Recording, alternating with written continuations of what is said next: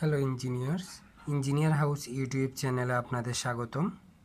আজকের আলোচ্য বিষয় হচ্ছে স্ট্রাকচারাল মেকানিক্সের ইয়ংয়ের গুণাঙ্ক নির্ণয়, আর এটি হচ্ছে স্ট্রাকচারাল মেকানিক্সের 4 নাম্বার ক্লাস। এখানে দেখতেই পাচ্ছেন প্রশ্নে দেওয়া আছে 1.5 সেন্টিমিটার ব্যাস 0.80 মিটার দৈর্ঘ্য বিশিষ্ট লোহদণ্ডে 1500 কেজি টানা বল প্রয়োগ হলে মোট বিকৃতি পাওয়া গেল 0.32 মিলিমিটার। দণ্ডটির ইয়ং এর গুণাঙ্ক নির্ণয় করতে হবে। তাহলে এখানে কি দেওয়া আছে? 10 সেন্টিমিটার ব্যাসার্ধ এবং 0.80 মিটার দৈর্ঘ্যের বিশিষ্ট একটি লোহদণ্ডে কত কেজি টানা বল দেওয়া আছে? 1500 কেজি টানা বল দেওয়া আছে। আর বিকৃতি পাওয়া গেল, এই টানা বলের ফলে মোট বিকৃতি পাওয়া গেল 0.32 মিলিমিটার। তাহলে আমাদের বের করতে হবে দণ্ডটির ইয়ংয়ের গুণাঙ্ক নির্ণয় করতে হবে। এবার তাহলে আমরা প্রথমে একটি ফিগার এঁকে ফেলব প্রশ্ন থেকে। মনে করি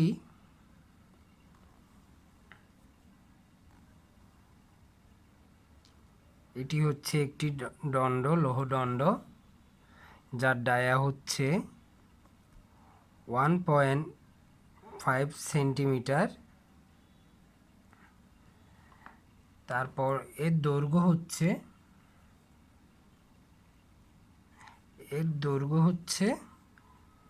L = 80 সেন্টিমিটার। 80 সেন্টিমিটার আমরা কিভাবে আনলাম?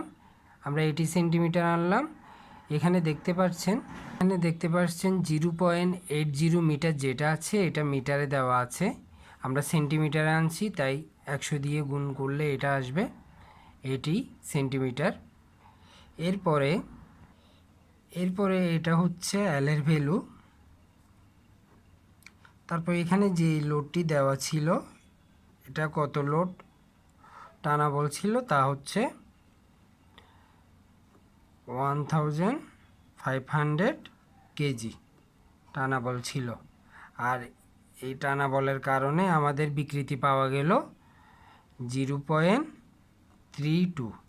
বিকৃতি কি দিয়ে প্রকাশ করা হয়? ডায়াল দিয়ে। ডায়াল = 0.32 মিলিমিটার পাওয়া গেল। এই হচ্ছে কোয়েশন। আপনাদের সুবিধার্থে আমি ফিগারটি এঁকে দেখালাম। এখন তাহলে আমরা কোয়েশন থেকে প্রথমে কি করব, কি কি দেওয়া আছে তা বের করে রাখব।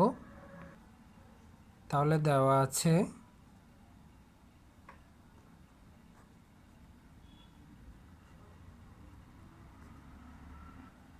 প্রথমে দেখব দণ্ডটির ব্যাস দেওয়া আছে D = 1.5 সেন্টিমিটার। দণ্ডটির ব্যাস দেওয়া আছে 1.5 সেন্টিমিটার। আর দণ্ডটির দৈর্ঘ্য কত দেওয়া আছে? দণ্ডটির দৈর্ঘ্য দেওয়া আছে L = 0.80 মিটার, যেটাকে আমরা সেন্টিমিটারে নিয়ে গেলে 80 cm আসে। এরপর দেওয়া আছে লোড বলতে প্রেসার। দণ্ডে কত কেজি লোড বহন করছে টানা বল? 1500 কেজি। তাহলে এখানে P = হচ্ছে 1500 কেজি। এরপর আরেকটা ভ্যালু দেওয়া আছে, তা হচ্ছে যে ভ্যালুটা দেওয়া হচ্ছে তা হচ্ছে ডেল, অর্থাৎ মোট বিকৃতি। আমরা কি পেলাম মোট বিকৃতি? এটা হচ্ছে 0.32। এটা mm ছিল, আমাদের সবগুলো ভ্যালু সেন্টিমিটারে নিয়ে যাচ্ছে, তাই এটা কি হবে? 0.032 cm। এই হচ্ছে আমাদের কোয়েশনের মধ্যে দেওয়া আছে। তাহলে আমাদের প্রথমে দণ্ডের ক্ষেত্রফলটা বের করতে হবে। তাহলে আমরা জানি দণ্ডের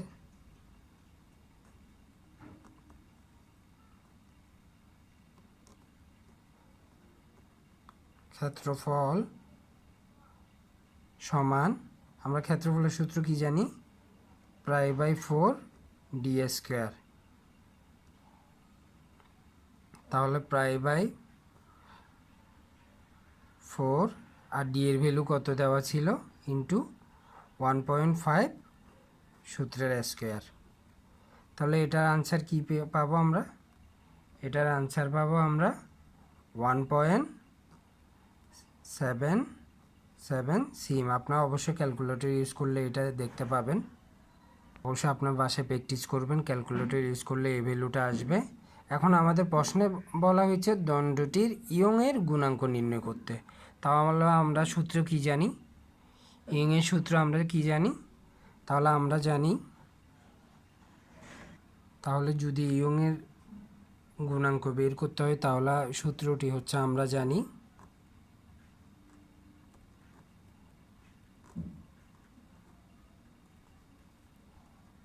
ই সমান